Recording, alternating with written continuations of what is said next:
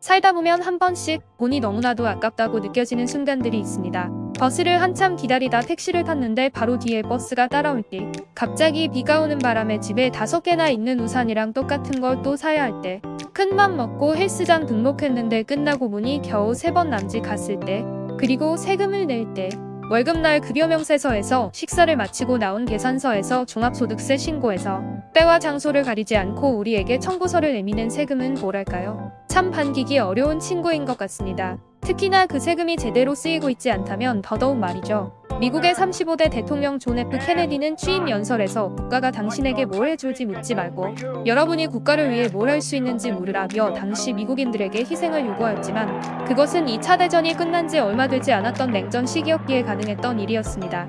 한 국가에서 평생을 체류하는 것이 당연했던 예전과는 달리 현대에 이르러서는 국가가 제 역할을 하지 못하는 경우 아예 해당 국가를 떠나는 경우가 종종 생기고 있습니다. 개인보다는 기업에서 두드러지게 나타나고 있는 현상이죠. 특히 중국 기업들에서요.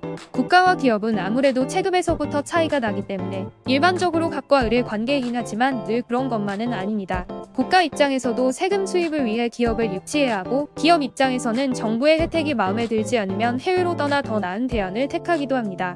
그렇기 때문에 일반적으로 국가들은 기업이 잘 활동할 수 있도록 환경을 조성하고 각종 편의를 제공하는 등 기업들을 자국에 유치하기 위해 상당한 노력을 기울이는 편입니다. 기업의 제일 목적은 이윤 창출이기에 일반적으로는 현지 인건비와 세금을 고려하지 않을 수 없습니다. 그리고 이 측면에서 중국은 지난 10여 년간 아주 매력적인 선택지였습니다. 2000년대 초반만 하더라도 중국의 1인당 GDP는 $1000로 36,000달러에 달하는 미국의 3% 수준이었습니다. 하지만 중국은 일부 지역에 들어오는 산업군에는 최대 10년간 세금을 면제하는 등 국가 차원에서 적극적인 세제 혜택 정책까지 있었으니 이윤에 혹한 많은 기업들이 중국으로 진출했습니다. 기업뿐만이 아닙니다. 반도체 기술자들도 중국으로 향했습니다. 최대 5년간 9배 연봉 지급, 최고급 주택, 자녀 외국인 학교 입학 등 온갖 달콤한 미끼로 반도체 핵심 기술자들을 유인했습니다. 하지만 역시나 손바닥에 잡힌 후에는 카메라와 사람들을 대거 붙여 기술을 쏙 빼먹고 반년 만에 자금 사정을 핑계로 단물 빠진 것 마냥 씹고 뱉어버렸습니다. 중국과 비슷한 행동을 하는 유사 국가가 하나 더 있죠. 틈만 나면 억대 생활비를 미끼로 월북을 유도하는 북한입니다. 당장 먹고 살기도 어려운 북한의 자금 사정이야 안 봐도 뻔하니 이런 말뿐인 공수표는 웃어 넘기면 그만이지만 명색이 세계 2위의 경제국인 중국이 이렇게 작정하고 사기를 치는 것은 참 씁쓸합니다. 아무리 토사구팽이 중국의 오래된 전통이라고는 하지만 21세기에 들어서도 이런 치졸한 짓거리를 하는 중국에게는 신뢰라고는 찾아보기가 무척 어려운 것 같습니다. 큰 시장과 낮은 인건비에 수많은 기업들이 혹했던 것은 사실이지만 모두가 알고 있듯 중국은 사업하기에 썩 좋은 동네는 아닙니다. 중국 공산당에게 잘못 보이면 아주 고달파지기 때문이죠. 3권 분립이 정착해 있는 일반적인 법치국가들은 설사 기업들이 정권의 입맛에 맞게 행동하지 않는다 하더라도 법의 테두리 안에서 조치가 취해질 뿐 특별히 불이익이 가해지지는 않습니다. 하지만 법 위에 당의 명령이 있는 중국은 다릅니다. 언제든지 고위층의 눈에 거슬리는 순간 국가 수준의 공권력이 적으로 돌변합니다. 평범한 영어 강사였지만 숱한 도전 끝에 공룡기업 알리바바를 창업하고 중국 재계 서열 7위까지 오른 입지전적의 사업가 마윈.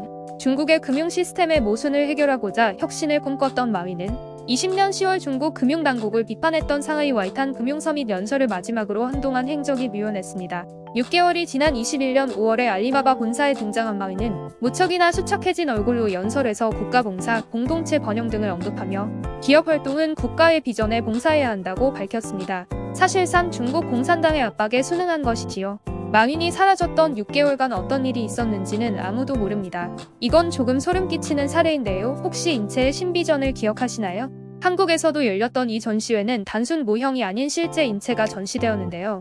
이 시신들의 상당수는 중국 당국에 의해 탄압을 받았던 파룬궁 수련자의 시신이었고 주요 공급처는 중국 공안이었습니다. 또한 중국당 고위층의 밑보였던 유명 아나운서 장의재가 뱃속의 태아와 같이 전시되었던 사실이 알려져 큰 충격을 주기도 했습니다. 그래서 요즘 중국인들 사이에서는 당에 반하면 인체가 신비해진다고 합니다. 또한 시진핑의 정적, 장점인 대열로 유명한 중국의 유명 여배우 한빙빙 또한 지난 2018년 탈세 의혹이 불거진 것을 기점으로 한동안 행적이 묘연해 사망설, 납치 설등 온갖 괴담이 한동안 돌았던 적이 있습니다. 4개월이 지난 후에 등장한 판빙빙은 역시나 수척해진 얼굴로 1,400억 원에 달하는 벌금을 납부했다고 밝혔습니다. 같은 시기 각각 1,500만 명, 960만 명의 팔로워를 거느리고 있는 유명 인플루언서 주정우이와 린산사는 탈세 의혹을 받은 직후 흔적도 없이 사라졌습니다. 이 탈세 스캔들 이후 중국의 연예인 소득세는 하루아침에 6%에서 42%로 훌쩍 뛰었고 중국의 연예인들은 느닷없이 세금 날벼락을 맞게 되었습니다.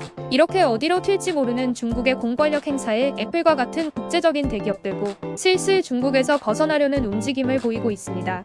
한때 애플은 주력 제품의 95% 이상을 중국에서 생산할 정도로 중국과 밀접한 관계를 가졌습니다. 하지만 애플은 중국의 제로 코로나 정책으로 인해 정저우에 있는 폭스콘 공장이 사실상 생산 중단에 처하면서 공급망이 마비되는 등 심각한 문제를 겪었고 현재는 생산시설의 상당수를 인도와 베트남으로 이전하고 있습니다. 중국을 벗어나려는 이 흐름은 일본에서도 일어나고 있는데요. 일본의 니혼게이자이 신문은 일본의 주요 100개 제조업체 중 53%가 앞으로 중국에서 부품 등의 조달 비율을 낮출 계획이라고 밝혔습니다. 이들이 중국을 떠나려는 주된 이유 역시 대만 유사 사태에 대한 우려, 중국의 제로 코로나 정책, 미국과의 마찰 등의 사건들로 주로 중국 정부에 대한 불신 때문이었습니다. 그나마 저렴했던 중국의 인건비조차도 어느새 훌쩍 오른 데다 시진핑이 사면임을 간행하며 중국 정부에 대한 불안 요소가 해소되지 않으니 어떻게 보면 당연한 결과라고 볼 수 있습니다. 이번에 중국에 대한 자료들을 조사하면서 개인적으로 가장 놀랐던 부분은 지난 2017년 중국의 국가신용도 등급이 28년 만에 강등당했을 때조차도 중국의 주식시장과 채권시장이 거의 영향을 받지 않았던 점이었습니다. 특히 국가신용도 하락을 가장 민감하게 받아들여야 할 채권시장에 별다른 동요가 없었다는 점이 충격적이었는데요. 당시 영국의 파이낸셜 타임스는 중국 채권시장은 중국 기관 투자자들로 구성되어 있기 때문에 공인된 국제신용평가사의 등급은 신경 쓰지 않는다고 보도했습니다. 지들끼리 짜고 치는 고스톱판이라는 것을 대놓고 드러내는 꼴인데요. 하긴 이 정도 되니까 얼굴에 철판을 두껍게 깔고 뻔뻔하게 국제 깡패 역할을 하고 있는지도 모르겠습니다. 중국은 태생부터 글러먹어 착해지기는 다음 생에나 가능하겠습니다. 하트 이슈가 들려준 오늘의 이야기가 유익했다면 구독과 좋아요, 알림 설정 눌러주세요. 오늘도 시청해주셔서 감사합니다. 하트 이슈였습니다.